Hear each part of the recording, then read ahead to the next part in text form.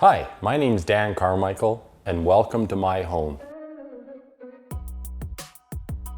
This home is roughly 2,000 square feet. It is centrally located in downtown Kimberley.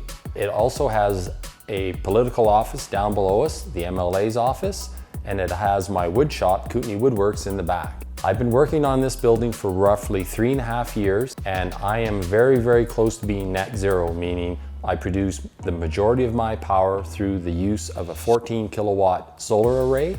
And I'm very proud that this building is energy efficient and it will last for years to come, and it's certainly been a labor of love. So let's go on a tour and I'll show you what I did.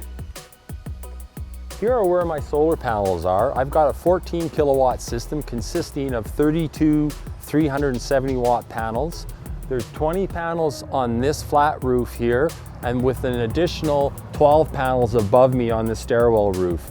This supplies me with more than sufficient power in the summertime, but on days like today, of course, I'm not going to produce too much energy. But this building for the MLA's office is a net zero building. We set history here in Kimberley. It's the first political office that is net zero, so we're pretty proud of that. So I'm downstairs in my shop for Kootenay Woodworks, and I wanted to show you where the power comes in that is generated from the solar array. So through this big heavy conduit, all of the power comes down from the array, and if you follow the cord, it comes all the way up into a disconnect, which is required by the electrical code to shut the power off at any time. And then from this disconnect, it comes into the panel. And this red sign essentially shows you the diagram and how everything's set up.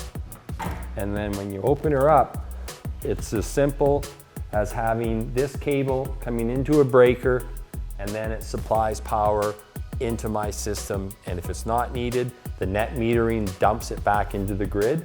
And this little doobray down here is the controller that tells me at any time how much power I'm producing. It's really nice because I can access it through an app on my iPhone. It shows me the two arrays, one on the flat roof and one on the stairwell. And if I have any issues with production, it pinpoints for me what panel's not producing. So that's a really nice added feature with this end phase, and I couldn't be happier with it. So this is the utility room.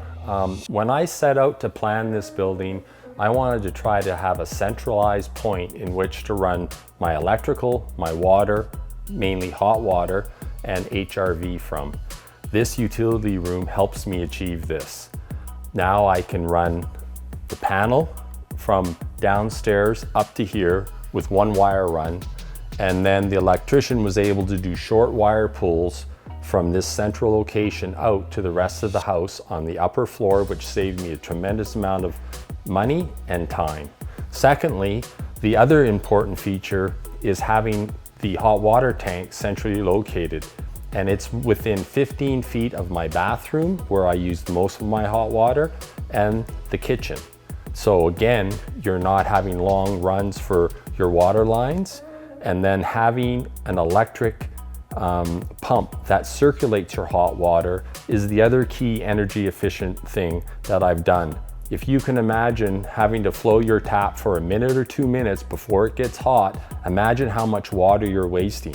Now times that by 7,000 people, and you've got a whole whack of water that's going straight down the drain. By having an electric hot water circulation pump, I have hot water within 1 or 2 seconds, and now I'm saving all of the extra water and keeping it in my tank.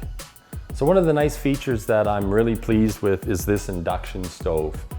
The induction stove works off the principle of magnetism. I can boil water in less than 2 minutes. It's much more efficient than a common electric stove, and it's just a joy to cook on. Instant heat, instant cold, like having a gas stove, but it's all electric.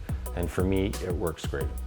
So this building is heated primarily with wood, and I've put in a natural fireplace with a 4-inch fresh air intake with a gravity dump system that makes it efficient up to, I think, 85%. It heats the whole upstairs of 2,000 square feet. The supplemental heat that I have is infrared panels, which are the white panels that you see up on the ceiling.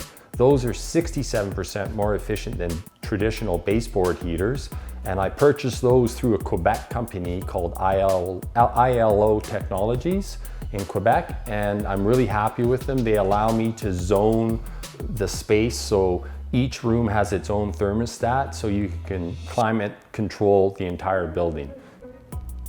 So the last thing I wanted to show you was my electric vehicle charger.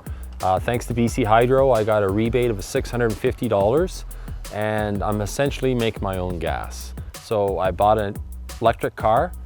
I drive back and forth to Cranbrook with 0 carbon footprint and produce my own energy, so it's pretty sweet. So that concludes the tour. I hope you enjoyed it. I hope you learned something. I hope you take something away from this. This stuff is not hard to do. It's easy. I'm an ordinary guy. If I can do it, you can do it. And let's help slow down climate change, and let's do the right thing and build high performance buildings. Thanks for taking the time out, and God bless.